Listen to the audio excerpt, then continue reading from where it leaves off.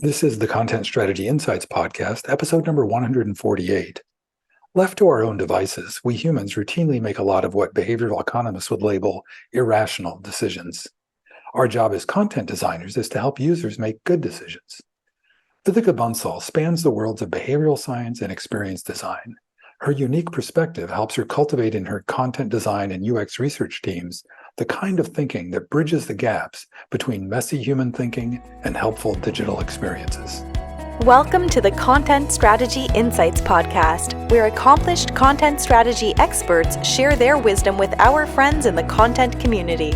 Our mission is to democratize content strategy, to make its principles and practices accessible to everyone. And now, here's your host, Larry Swanson. Hi, everyone. Welcome to episode number 148 of the Content Strategy Insights podcast. I am really excited today to welcome to the show Vidhika Bansal. Vidhika is a UX group manager at Intuit, where she focuses on content design. She migrated into that from research.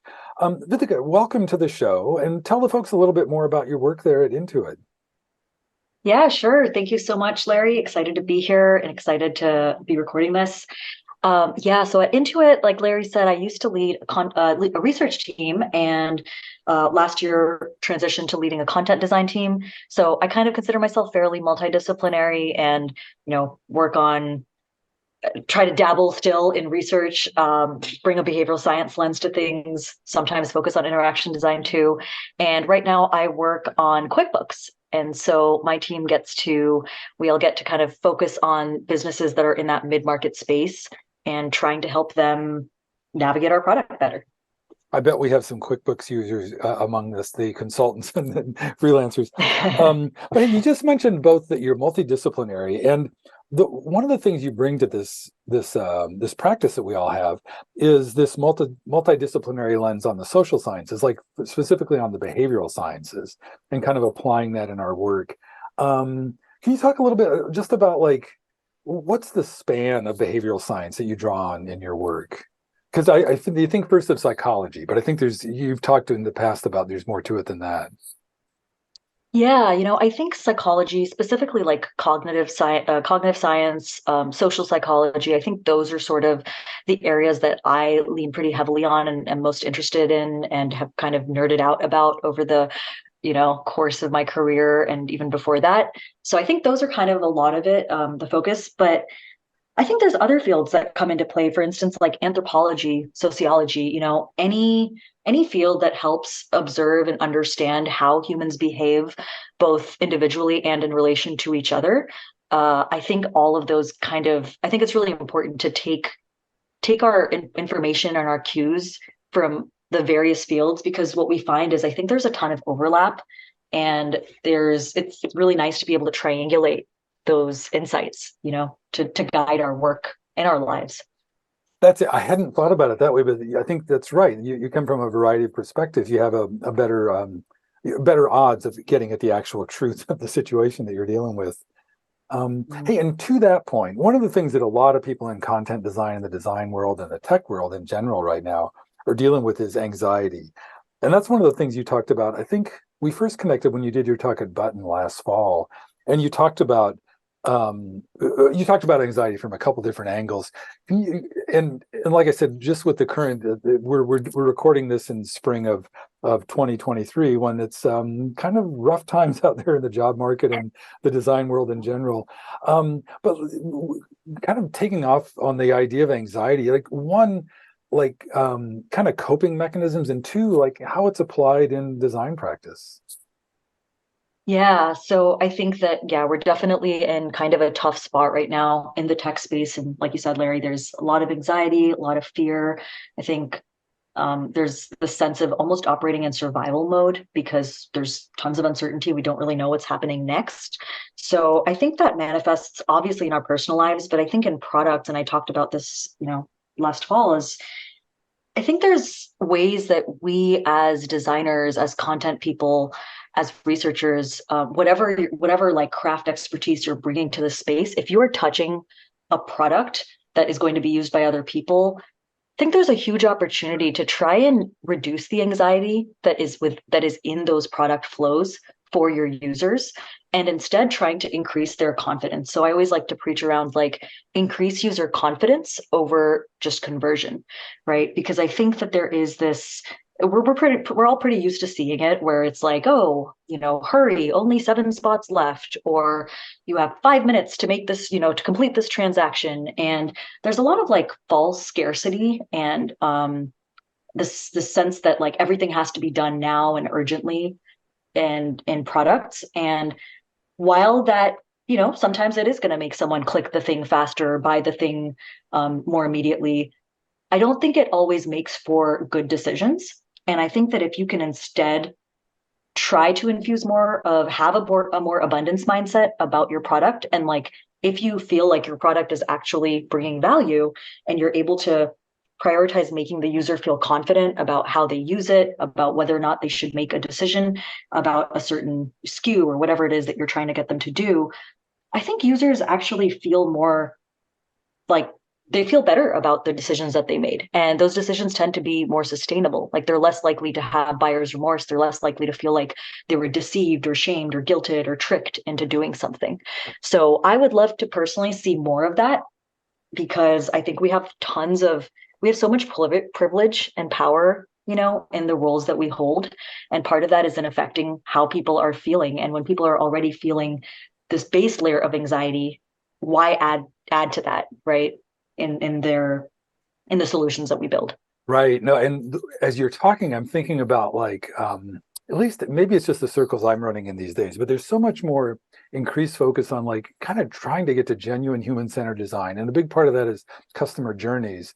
And if you're thinking about advancing on a customer journey, that idea of having confidence about going forward versus like committing a transaction in the moment, it does seem like a more genuinely human way to operate too. Does that make sense? Yeah, absolutely. Yeah.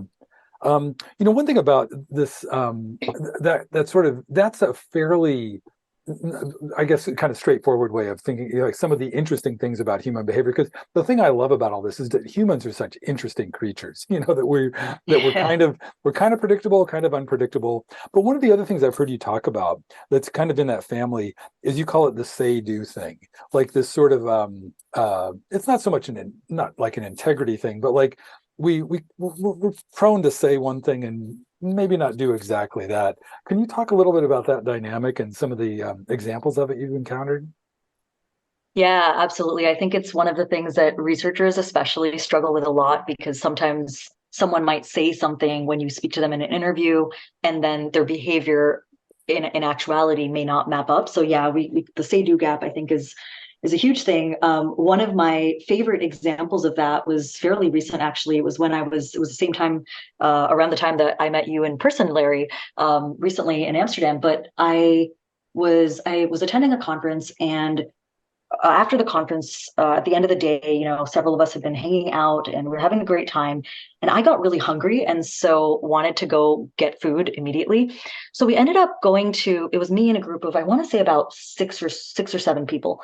And we all went to the closest place that was open at the time, which was a shawarma place. And me and one other girl wanted to eat. Like the two of us were like, yeah, we're hungry, we want to order something. Everyone else was just coming along for the ride, for the company. Like they didn't want to eat anything. So while we were about to buy food, I asked several times. I asked the group, like, are you sure? Does no one want anything? And they all insisted, like, yeah, no, we're not hungry. Like, we're good. We don't want anything.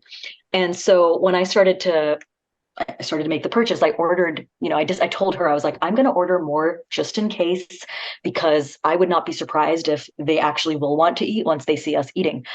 And so, spoiler alert, that's kind of what happened. I got the food, brought it to the table. Initially, everyone was being a little coy. And then once we started eating and we were like, I mean, this food is for you guys too. Like, that's why we bought so much. Very quickly, people dug in, the food finished. And so I was teasing them about like how this is the shawarma problem, because while you said you didn't want any food, once food is in front of us, like sometimes those intentions change, right? And I think it's a very human example. I think that's not the only time. It's happened so many times before and so many times since, where we mean well when we say a thing, but it's really hard to predict our future behavior. There's so many factors that play into that. Yeah, I love that story. It also reminds me, because it's occurring to me as we talk about that, that your background as a researcher coming into content, I want to, all of a sudden, I want all of your research mojo in my content design practice. Because, like that notion of say versus do, that's a real common thing that comes up in research methodology all the time. Like, how can we actually get the information? We know they're going to tell us this because they want to make the researcher feel good or whatever, and getting to what they'll actually are likely to do. Are you finding that your research background is helping the content designers you're working with get like different insights or approach things differently? Or I hope so. I guess we'll have to ask them, but I hope so. Yeah, I think that one of the things that both my research background and my behavioral science background, I think area where it really helps is being more mindful of like when we do have customer interaction, like what kinds of things are we asking? So for instance, one thing that I discourage is like, let's not ask people to case in point, right? Like predict what they're going to do down the road. Because if you tell someone, like if you ask someone like, hey, will you buy this? It's very easy to say, yes, I will buy a thing when you're answering that on a survey. It's very different when you ask them for their credit card number. Suddenly that yes may very quickly turn into a, well, actually, hesitation. So yeah, I think some of it is that. I think some of it is also thinking about just the real, like how can you design realistically, right? We know that since we know things like what people say and what people do are different. And Margaret Mead has a great quote about like what people say, what people do, and what people say they do are entirely different things. And so I think if you bring that lens to it, I think it also helps I remind my content designers too that like it's important to listen to what customers are telling us to do. And they're the expert on their problems and their lives. And it's important to observe like how they're using a product, how they're going through a flow. But we also bring a really powerful, like sometimes it's not the right solution to ask people like, hey, which word should we use, right? There's times where we have to pick how to name something based on what we know of customers' understanding of different phrases. But we also have to be future facing. We also have to think about what will this product or feature, for instance, mean to us in the future, right? Like what are we hoping for it to encompass? So I think there's several ways for us to think about that.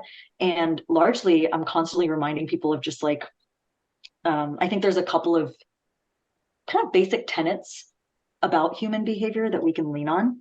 And I think it can be easily summarized maybe by like, try to go with human nature and not against it. And really try to pay attention to those factors that might be influencing how people are behaving, even if it seems like it's super minor. interesting. You're reminding me as you say this, there's this kind of like, it's almost like a running joke on the podcast that like most of content strategy is about people. And content strategists are really therapists. And it's not like we're practicing therapy, but the way you just, especially when you're talking about helping really getting what customers actually want, getting to that. So like all the kind of the methodological things you were just talking about how to discern that, but then also converting that into actionable like content that can help them achieve what they want to achieve. Again, in your current work with content, you're so fresh to content. I'm curious how you're seeing that unfold in the content world. The content that your folks are creating and developing. Yeah, I think there's several like ways that a lot of that manifests in design content in general. I think one is definitely like, I think we're so used to hearing the term information overload these days, but like in most products that we're dealing with, like there's often a ton of information overload, a ton of decision fatigue. And I'm convinced that those are like two of the most common barriers that prevent someone from like actually going through a journey smoothly. Because, every time, every screen, like every time you go from one screen to another, you are being met with a decision, which is, do I abandon this flow? Do I move to the next thing?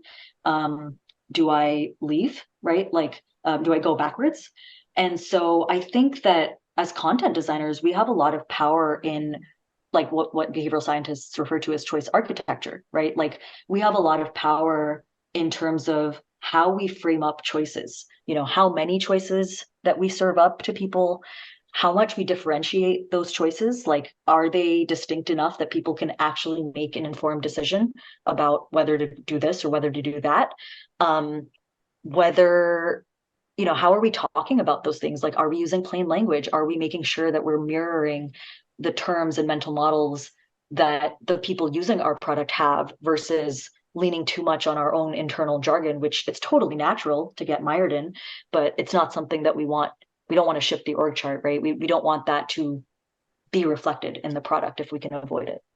Yeah, and I love those examples you just gave. Like both of those, like you said, there's this choice architecture. I didn't know that that was a thing. I love that that's an option, or that that's a way to approach this. But both of those are like kind of arguments, like the info overload and decision fatigue. Those are both arguments for the less is more thing, and simplifying stuff. Is that sort of I don't know, a heuristic or a practice that is good to just stick? Well, like you just said, like reducing that intellectual burden on people to make choices. Are there other ways? Yeah, go ahead. I was going to say, like, I think that to some extent, yes, less definitely is more. I think sometimes there are ways that we can lean too much in that direction. So when I used to be a survey designer, like one common mistake in surveys is that people will include too few choices. And so I think it's more important to reflect back what possible options people are thinking are, versus only prioritizing fewer options. So a really simple example is like, if someone asks you, for instance, like, where did you learn about this product, right? Or where did you learn about this podcast or whatever else? Oftentimes I don't remember, or I don't know is not an option.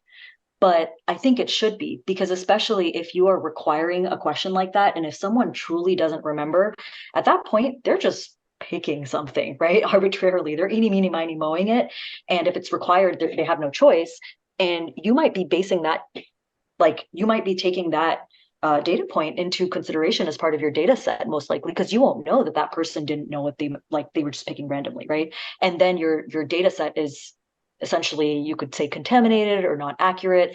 And that's why I think the push for like data-driven decisions sometimes bothers me, because the decisions you make with data are only going to be as good as the data, right? Garbage in, garbage out. And so to your point, yeah, I think less is more. I think the more like chunked things are, the more you're able to show the edges, like what are the differences between these choices I'm asking you to make. Obviously, like, having 16 choices on a screen are probably overwhelming for anyone.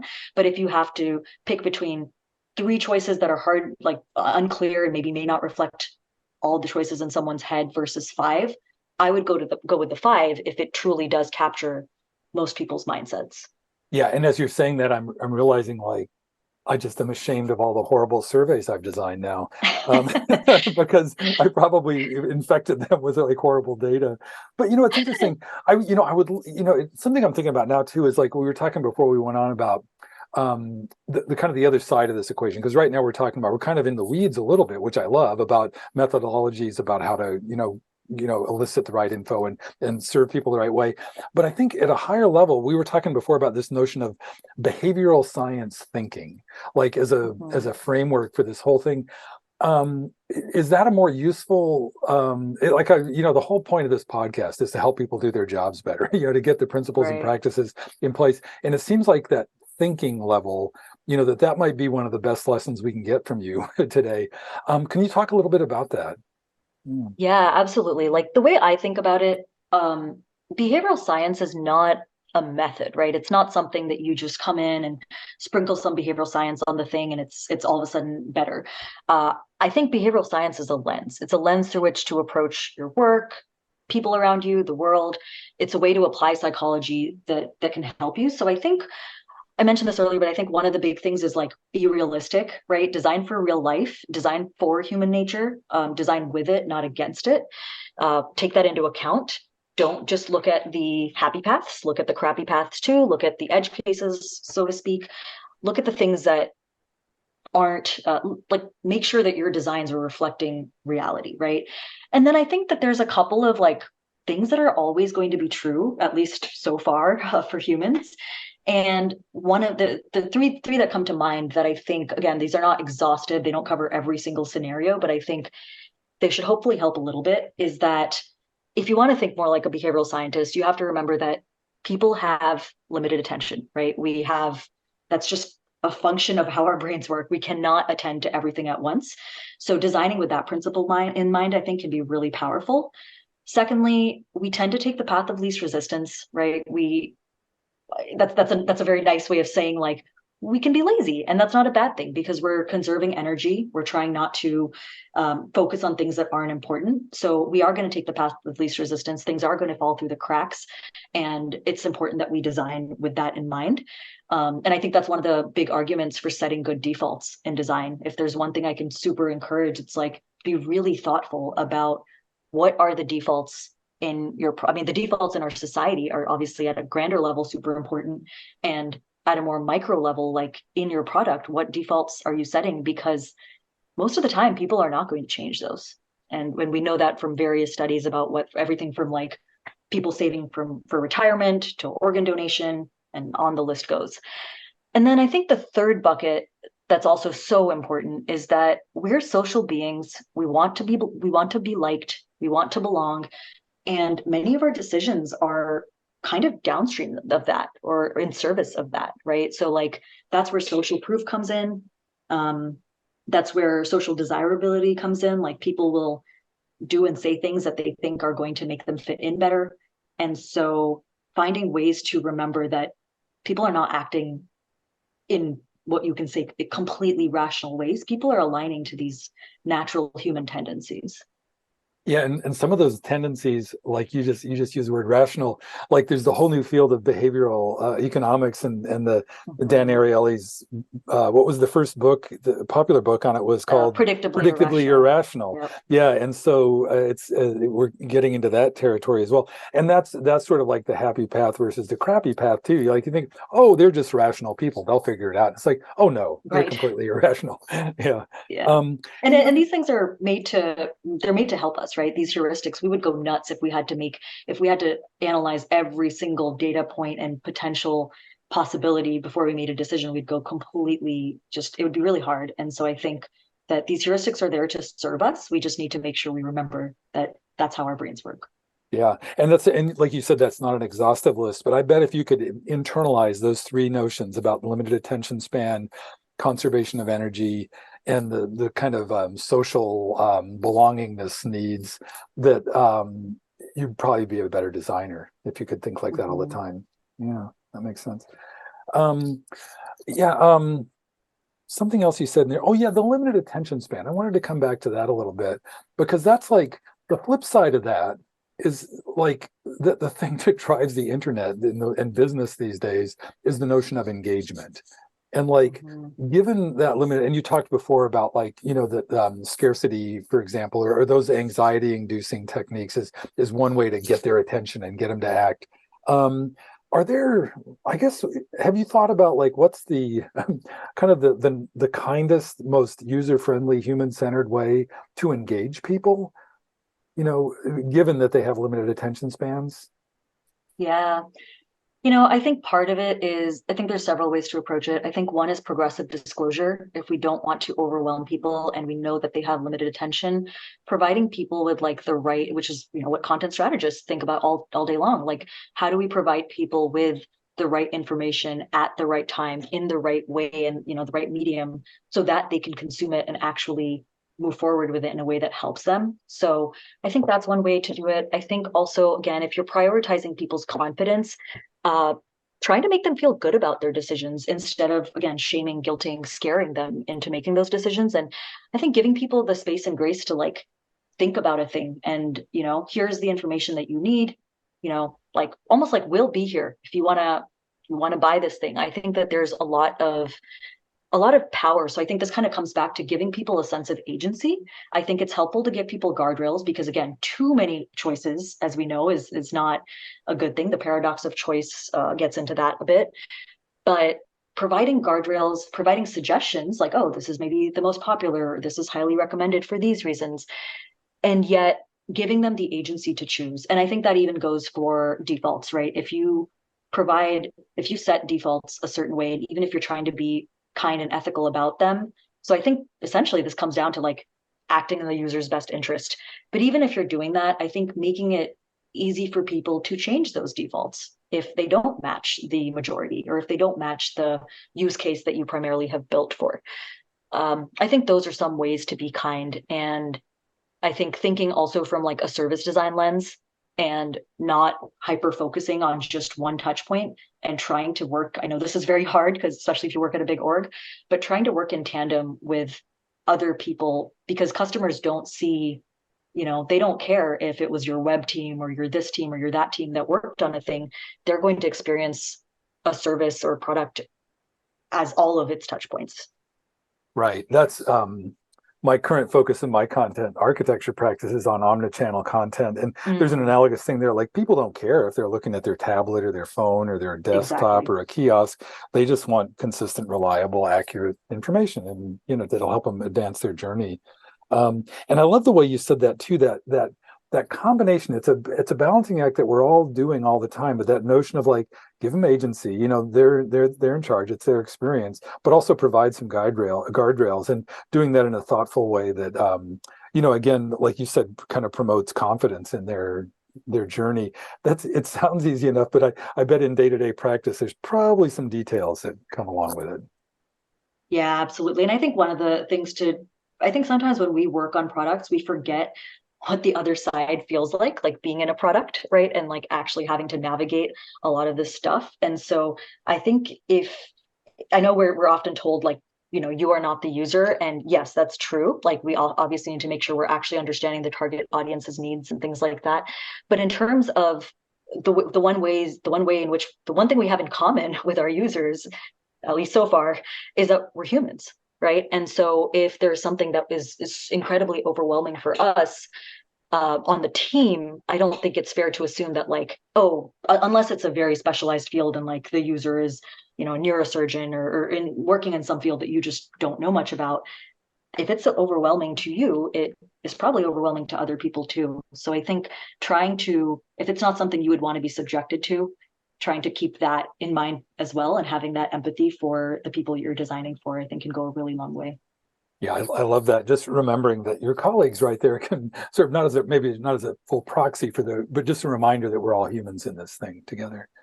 Hey, Vidhika, I can't believe it. We're almost coming up on time. These always go way too fast. But before we wrap up, I want to give you, is there anything that's come up in the conversation or that's just on your mind that you'd like to share with the folks before we wrap up? Yeah, I guess I just want to reemphasize that behavioral science, like thinking that way, it's a mindset, and every single thing that we design is essentially, we're hoping for it to affect behavior, right? Whether that's because you want people to do a thing or you want them to avoid doing a certain thing. We are in many ways the architects of human behavior. And I think that's such a power privilege. So I encourage everyone to think about the ethics of what they're doing and making sure that they feel good about the decisions they're making, provide informed consent, making sure that you're acting in the user's best interest to the extent that you can, at least in the context of, a company. And and just keeping in mind those couple of tenets, and remembering that real life is messier, than our pretty screens. I think that's important to me. That's right. We have the benefit of tidying everything up just on all these old pixels and words that we share. But yeah, I love that. I think I'll do a better job now of keeping the messiness of humanity in mind as I go about my days. So hey, one very last thing, Vidhika. What's the best way for folks to connect with you online? Yeah, so Twitter is probably, at least at the moment, the fastest and easiest way to reach me. And aside from that, I'm on LinkedIn. I'm very terrible at checking it. I'm working on hopefully getting better at that. But Twitter or LinkedIn are probably the easiest ways to get in touch with me. I'll put those in the show notes as well, but I like to get it in the recording as well. Well, thanks so much, Vidhika. This was a fun conversation, as always. Thank you, Larry. Thank you so much for having me. Thank you to everyone listening. And just really enjoyed this as well. Thank you for listening. If you can think of a friend who might enjoy this episode, please share it with them. And please join us again for our next content strategy interview.